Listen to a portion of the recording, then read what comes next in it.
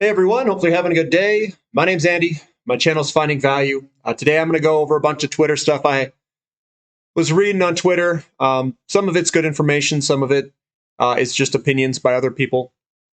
So let's dive in. Let's see what I've got. And we'll jump right in here. So I've got Eric Nuttall. This is about oil. I always follow a lot of the oil guys like him and Josh Young and all them.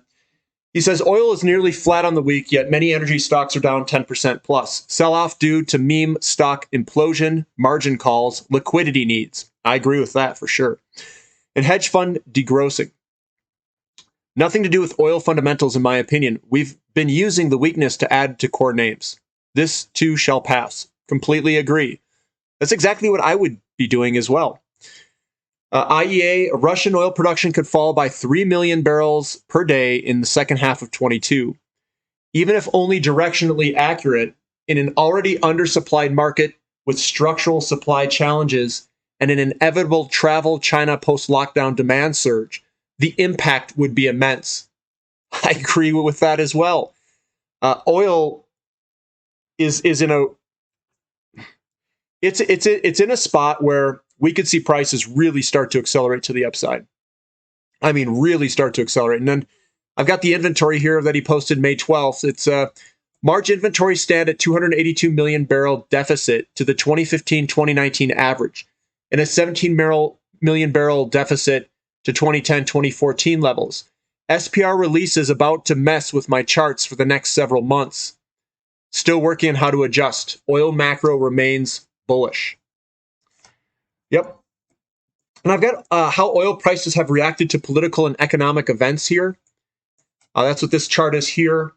One thing I wanted to point out, and I always see this in corrective phases, and I'm not calling this a corrective phase. It's just something I've noticed. You usually get three big humps. You get hump 1 all the way down, hump 2, and hump 3. And then you usually get a gigantic launch. Is this one big consolidation period where we have a massive launch coming ahead of us for oil? I don't know. I'm just something I noticed with the three humps, and I usually see that almost always in corrective phases. This exhibits the three humps. So I don't know. Maybe this is the Fergie, my humps, my hump, whatever it is. But oil price has been volatile, reacting to disruptions or uncertainty in supply and demand. They put all these different things in here. You know what this really is? It's more or less just a demographic. Demographic change, demographic coming up. I don't know if these really even have that large of an impact. As you dig deeper and deeper into this, you start to find all these people who assign reasons why things move, and I don't know if those reasons are necessarily right. We could have had the U.S. spare capacity exhausted. Well, that would matter quite dramatically if a demographic that was larger was coming in. It forced the spare capacity to go into a shortage. It forced the market to go into a shortage because the demographics and the inflation coming into the system. Inflation, with more money chasing fewer goods, forces these things into shortages. So it kind of makes sense from a big picture view. How come we've never had a huge blowout commodity boom when a smaller demographic came?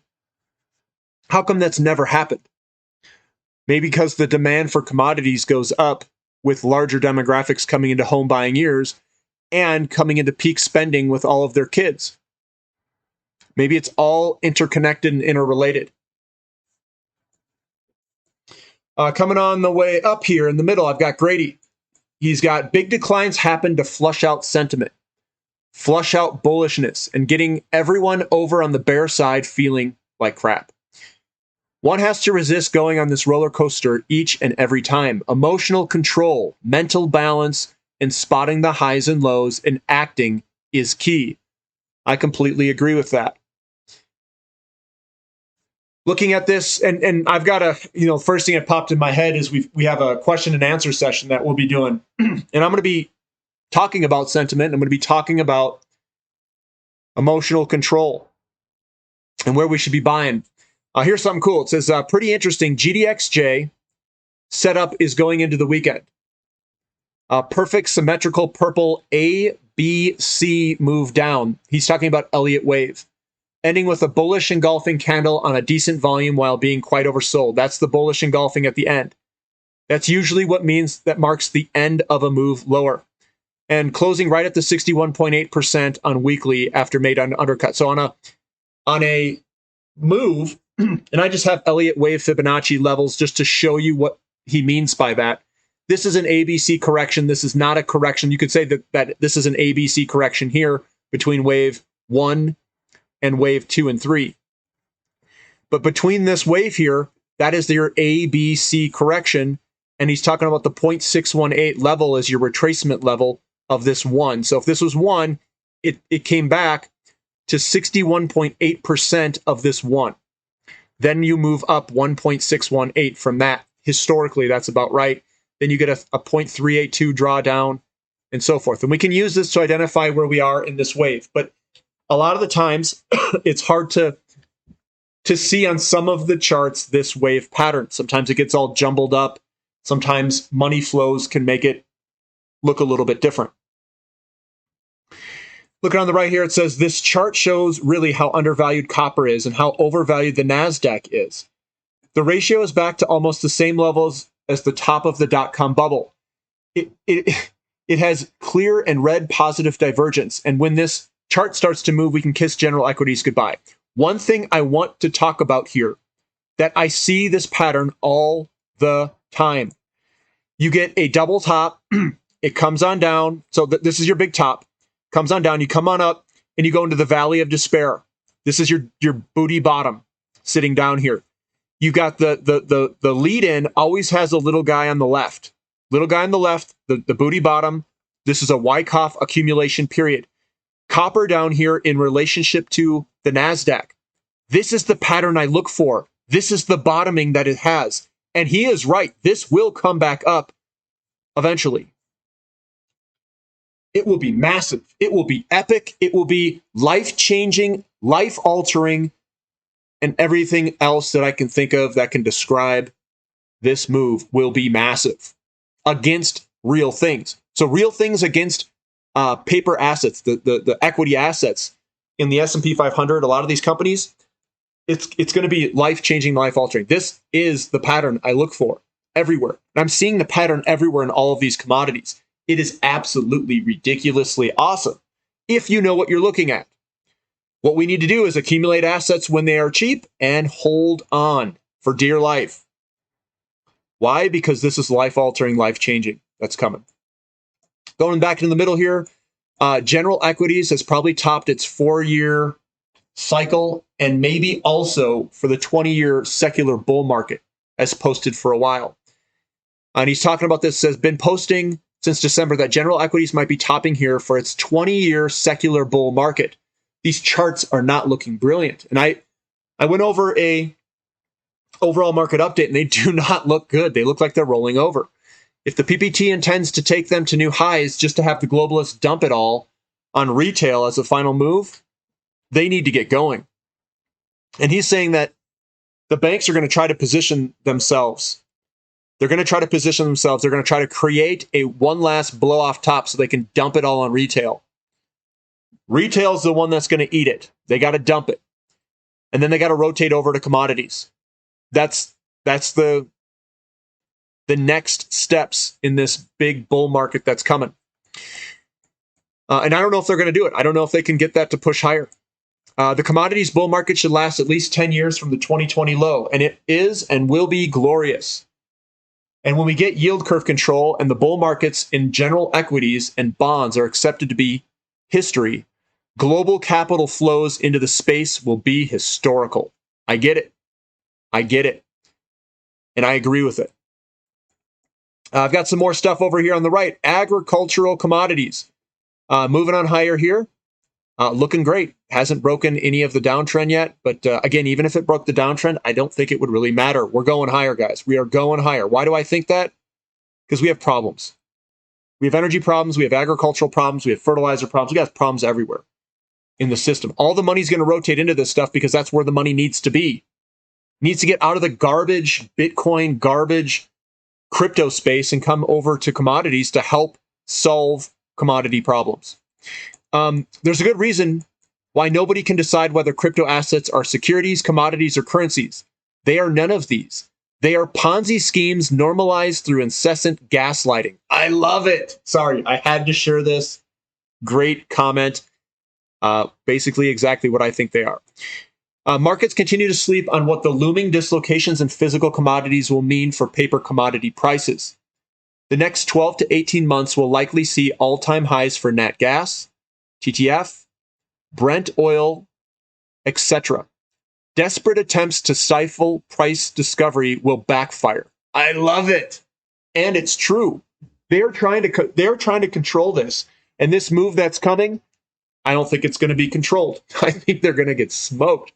Whatever they're going to do, it's going to make it even worse, and it will backfire. And here's another person that somebody commented on. He said, Wall Street is helping to drive inflation, like all-time high gas prices with swaps trading of commodities. This is the story of how Trump let them do it and the Democrats can do, and what Democrats can do about it. This guy and his comments here are wrong. I don't care about the politics.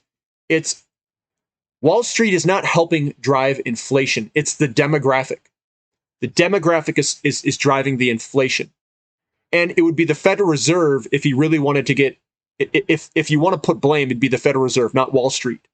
The Federal Reserve is a private entity. You could say that it's the banks. You could say the banks. And all-time high gas prices deals with inflation, yes.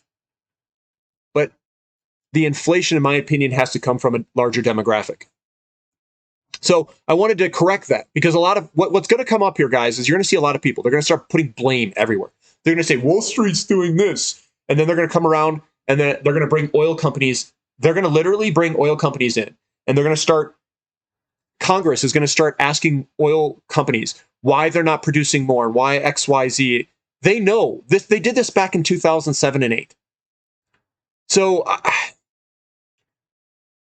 just make sure you know what's right and what's wrong. What's right is that the demographic is pushing this.